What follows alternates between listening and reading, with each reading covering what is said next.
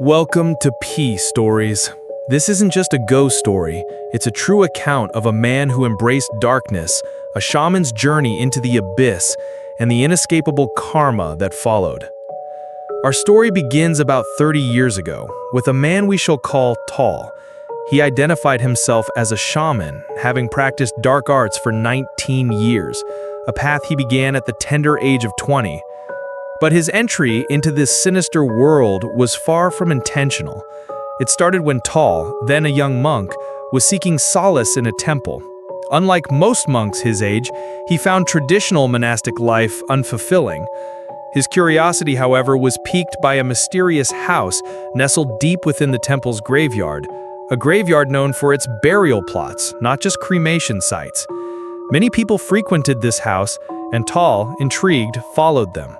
He discovered it was the residence of a powerful shaman. Upon entering, still in his monastic robes, he felt an immediate sense of impropriety and quickly retreated. But the mystery gnawed at him. The next night, driven by an insatiable curiosity, Ta shed his robes, donned civilian clothes, and returned to the shaman's lair under the cloak of darkness. People were still coming and going, some waiting downstairs by the dim candlelight. As Ta observed, a disciple approached him saying, "Shaman Tian is calling for you upstairs." In the main hall on the second floor, Ta observed Shaman Tian, dressed in white, attending to a woman who knelt before him. After receiving holy water, she and her accompanying relatives departed, leaving only Shaman Tian, his disciple, and Ta in the room. It was then that Ta noticed the imposing altar behind Shaman Tian, laden with Buddha images, but also a collection of unsettling figurines, child spirits, magical buffalo charms, and various jars and pots. Then a voice cut through the silence. "Why is a monk here? This is not a place for monks." Tal was shocked and wondered how his true identity had been discovered, but Shaman Tian calmly revealed that the ghost downstairs had informed him of a monk's presence. Ta admitted his curiosity, prompting Shaman Tian to declare his profession. "This is my sanctuary. I am a shaman. I heal those afflicted by black magic, but I also perform it. I make love charms, insert objects into people's bodies, even send spirits to kill. I do whatever people pay me for." With a piercing gaze, Shaman Tian then posed an astonishing question. "Are you interested in learning my magic? If so, I will teach you." Tal, horrified, immediately refused. Yet Shaman Tian's response was chillingly prophetic. "Don't worry, monk. If you don't learn now, it's fine. Remember my words. Soon you will come begging to learn from me. And that day, you will realize only I can help you." Tal left convinced he would never return to such a place or dabble in such dark arts. He was certain he had no intention of harming anyone. For a time, Ta continued his monastic life. He diligently performed his duties as a monk, convincing himself that the shaman's words were nothing more than a strange prophecy he could easily ignore. He never returned to the shaman's sanctuary. However, as time went on, the peaceful monastic life that once offered solace began to feel increasingly unfulfilling for Ta. Eventually, Ta made the decision to disrobe, formally leaving the monastery and his life as a monk behind. After leaving the monastery, Ta returned home to his family of rice farmers, his father, mother, and himself. They were poor. Nearby lived his uncle, Uncle Sok, a close relative. Ta's father and Uncle Sok were habitual drinkers, often found drugged together. When inebriated, his father would frequently abuse his mother, who was the primary breadwinner of the family. Ta dedicated himself to helping with the farm work upon his return. But misfortune struck again. Ta's mother fell gravely ill. Despite numerous visits to doctors and various hospitals, her condition only worsened. His father, meanwhile, remained indifferent, continuing his drinking habits with Uncle Sok. After 2 weeks of worsening illness, Ta's mother developed a high fever one morning. Ta, having an appointment to sell rice, desperately urged his father to stay home and care for his mother, strictly forbidding him from visiting Uncle Sok. When Ta returned home that evening, the horror unfolded. He found his mother dead in her bedroom. Frantically searching for his father, he found him passed out drunk with Uncle Sock at Uncle Sock's house. The realization struck Tal like a lightning bolt. His mother could have been saved if his father had taken her to a doctor. His drunken negligence had sealed her fate. Tal was consumed by an overwhelming hatred for his father. The image of his deceased mother haunted him. Her eyes remained wide open, refusing to close despite all efforts, even during the cremation ceremony. This indelible image deeply scarred Tal. The shared living space with his father became a silent, simmering cauldron of resentment, punctuated only by arguments. The torment deepened one evening as Tal walked home from the rice fields. Someone struck him from behind, knocking him unconscious. He awoke with a throbbing headache, only to find himself in Uncle Sock's house, his head bandaged.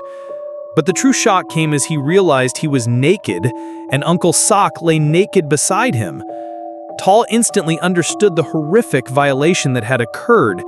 He roused Uncle Sock, demanding an explanation, but Uncle Sock merely sneered, saying Tal wouldn't wake up and he got an urge because he was drunk. Enraged, Tal lunged at Uncle Sock, but Uncle Sock, quicker and stronger, grabbed a machete, threatening, "Go back to her or you'll die like your mother." Helpless, Tal dressed and fled home, pouring out his anguish to his father. But his father's response was apathetic and cruel. "That's your business, it's not mine." Consumed by a desire for revenge against Uncle Sock, Tal knew he couldn't win in a physical confrontation. Uncle Sock, a lifelong farmer, was tall, strong, and much larger than him. He needed another way to make Uncle Sock pay, a way to kill him without a direct fight. Suddenly, the words of Shaman Tian echoed in his mind, "I can make people die." Tal wasted no time. He went straight to Shaman Tian's sanctuary. When he arrived, he was very surprised. It was because Shaman Tian's disciple was waiting downstairs, stating that Shaman Tian had already known Tal would come. Upstairs, Tal received him with a knowing smile. "I told you, you would come back to me. You must become my disciple." Tal, however, vehemently refused discipleship. He only wanted Shaman Tian to kill Uncle Sock, blaming him for his mother's death and the unspeakable act committed against him. Shaman Tian, still smiling, demanded 5,000 baht for the deed. In those days, for a poor farmer like Da, this was an astronomical sum, utterly impossible to acquire. Da pleaded his inability to pay. Shaman Tian then presented the only alternative. "If you have no money, I won't do it, unless you become my disciple. If you are my disciple, I will help you." Trapped by his overwhelming hatred and seeing no other recourse, Da agreed to become Shaman Tian's disciple. The initiation began with a traditional ceremony, involving an offering tray of flowers, incense, and candles. This was followed by more rituals, with Da placing various jars and objects on his head. Shaman Tian then revealed a chilling truth. His magic had been passed down through 10 generations, and Da, as the 11th disciple, would need to accept all previous masters as his own. Da, thinking it would simply involve offering 10 more trays, readily agreed. But he was terribly mistaken. Shaman Tian brought forth a single tray, containing a white cloth with dark brown dried pieces and a tattooed yantra. He then uttered words that would forever haunt Da. "These are the tongues of all my past masters, and now they will be your masters too." Shaman Tian then proceeded to take a small cup, cut tiny pieces from each tongue, and place them into the cup.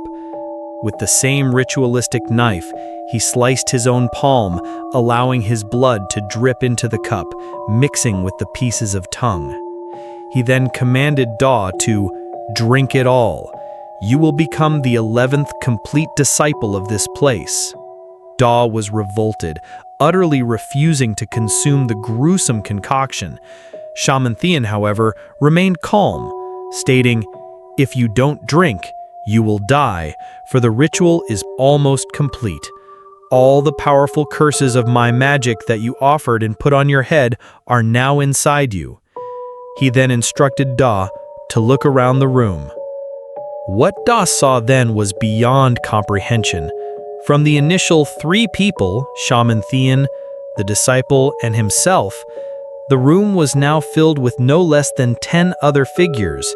They were distorted, some missing limbs, others with blood gushing from their stomachs, all staring intently at them. Da instantly understood. The curses Shaman Thean spoke of were real, and he was already afflicted. Shaman Thean reinforced the horror. If you don't drink, all the magic will consume you. You will be living as half ghost, half human. But if you drink, you will be able to use all the magic within you, and I will teach you everything. Facing a horrifying choice, death by black magic or becoming a master of it, Dodd chose to eat. Driven by the desire for revenge and to escape the curse, he swallowed the mixture of tongues and blood. Shaman Thean laughed, satisfied. He then promised to fulfill Da's request. "How do you want Uncle Sock to die? Tell me. I will make it happen." Da, filled with a twisted vengeance, demanded a slow, torturous death, vowing to be there to gloat at his uncle's demise. For this first act of black magic, Shaman Thean used a spell called infusing buffalo hide into the stomach. He instructed disciple to bring a meter-long piece of buffalo hide. Da was told to hold the hide and concentrate all his hatred and revenge against Uncle Sock. To his astonishment, the meter-long buffalo hide began to curl, shrink, and compress until it was the size of a fist. Shaman Thean then said, "Suck, a female ghost. Take this into Sock's stomach." A female figure appeared and vanished with the hide. Shaman Thean explained the gruesome process. In 3 days, a female ghost would implant the hide in Sock's stomach. It would then slowly expand back to its original meter length, pushing against his internal organs. He would be unable to eat or vomit, experiencing immense pain as the hide decomposed inside him. His stomach would swell, and he would stink of decay. Da could then revel in his uncle's suffering. 3 days later, apprehensive yet eager, Da visited Uncle Sock. A foul, decaying stench assaulted his senses even before he entered the house. Inside, Uncle Sock lay on his bed, his belly grotesquely distended, the room reeking of waste. Pus oozed from his ears and mouth. Uncle Sock, barely conscious, begged for help. Da fled, running back to Shaman Thean, who simply stated, "He'll die today." That very day, Da received news of Uncle Sock's death. No one helped Uncle Sock, not even Da's father. Convinced now of Shaman Thean's power, Da fully immersed himself in the dark arts, writing incantations, fortune-telling, creating charms, and even raising Hoyang Prai. Shaman Thean taught him to raise a powerful Hoyang Prai. He needed 20 suitable spiritual parts from corpses to find the right soul. In the past, people would secretly exhume bodies from graveyards for such purposes. But in 19 years, finding 20 corpses wasn't easy. Then came a truly shocking revelation. The narrator accounted that Da went to an area devastated by the 2004 tsunami, a catastrophic event that left countless bodies scattered. Da collected small parts, like pinky fingers or slivers of flesh, from 20 different bodies. These were used by Shaman Thean in a ritual that ultimately yielded only one powerful spirit for Da to control. Da learned increasingly dark magic, including implanting objects into people's bodies and sending spirits to harm or kill. One day, Shaman Thean cryptically suggested that the misfortunes Da had endured had a cause and advised him to ask his Hongpai for answers. Da, now dedicated to strengthening his Hongpai with daily blood sacrifices and chants, communicated with the powerful spirit. The Hongpai revealed a horrifying truth. The person who had struck him that night was his own father. His father had carried him to Uncle Sock's house, traded him to Uncle Sock for a bottle of liquor, and even told Uncle Sock to do whatever you want to him, then kill him. I don't want to raise him anymore. Thaw, learning this, used his black magic for the first time to kill. He drove 5 nails into his father's spirit and used his honkai to embed them into his father's abdomen, along with a nail in each Achilles tendon, ensuring his father would be helpless. 2 days later, Thaw visited his dying father and felt immense satisfaction, believing he had avenged his mother and himself. Soon after, his father died, and Thaw arranged for a simple burial without ceremony. With the death of his own father, Thaw's conscience shattered. He began performing black magic for anyone who hired him, indifferent to the broken families or lives lost. He became the active shaman, performing rituals daily and making blood offerings to his honpai, which resided in a ceramic jar resembling a bone urn. Shaman Tian merely observed, now aged and seemingly content. However, a new problem arose. Demand for love charms soared, but the ritual ingredients were scarce. The main components were soil from 7 graveyards, ashes of violent ghosts, and corpse wax used to seal the eyes of the deceased. This wax, the narrator explained, was taken with a bamboo knife from the eyes of corpses. When Thaw consulted Shaman Tian about the shortage, Shaman Tian simply smiled and repeatedly said, "Good, good, good." Thaw assumed it meant good for business. Shaman Tian then directed Thaw to a specific shelf, where his ritual ingredients were supposedly stored. As Thaw searched through the jars and pots, he made a chilling discovery. In one jar, he found body parts he recognized, the very ones he had collected from the tsunami victims. He counted them. All 20 pieces were still there. The horrific realization dawned. If these were the parts he collected, then what was the honpai he had been nurturing all this time? Where did it come from? Driven by dread, Thaw continued searching. Beneath a statue of a hideous, long-tongued, bulging-eyed ghost, he found a piece of paper. On it, he saw a name and a birth date. It was his mother's name and birth date. The truth hit him like a lightning bolt. Shaman Tian had caused his mother's illness and death. Shaman Tian had known from the very beginning, from the first day Thaw stepped into his den, that he was destined to be his successor. He had orchestrated the entire tragedy to force Thaw into his service. Confronting Shaman Tian with the paper, Shaman Tian only smiled and said, "I told you it would be good. Now I finally have someone to take my place. You are my successor." Thaw, filled with a furious, blinding rage, found himself unable to act. He could only scream and flee. Not long after, Thaw heard that Shaman Tian had committed suicide, slitting his own throat. But before he died, he had performed one final horrifying act. He cut out his own tongue, which was tattooed with mystic symbols, and placed it on the ceremonial tray. This was for Thaw, the 12th master, to consume, to fully inherit the powers. But Thaw refused. He realized the depth of the evil that had been forced upon him, recognizing that his own terrible journey originated from Shaman Tian's vile manipulation. He chose not to eat the tongue, opting instead to let the accumulated dark forces within him consume him. Today, Thaw is paying the price. He is dying of terminal cancer, emaciated, and unable to keep any food down. The narrator explains that the numerous spirits a shaman takes into their body to control them eventually cause the body's cells and muscles to multiply uncontrollably, manifesting as cancer. Thaw himself admits he is suffering the consequences of his karma. The narrator revealed the final cruel twist. The honpai Thaw had painstakingly collected body parts for and nurtured was never his. It was Shaman Tian's honpai all along, and it was used to manipulate Thaw into seeing what Shaman Tian wanted him to see, setting him up as the perfect successor. Everything was a meticulously planned trap by Shaman Tian, a way for him to escape his own dark burdens by passing them on to Thaw. This is a story of profound despair, of a man whose life, in a twisted turn of fate, was stolen and shaped by another's malevolent design.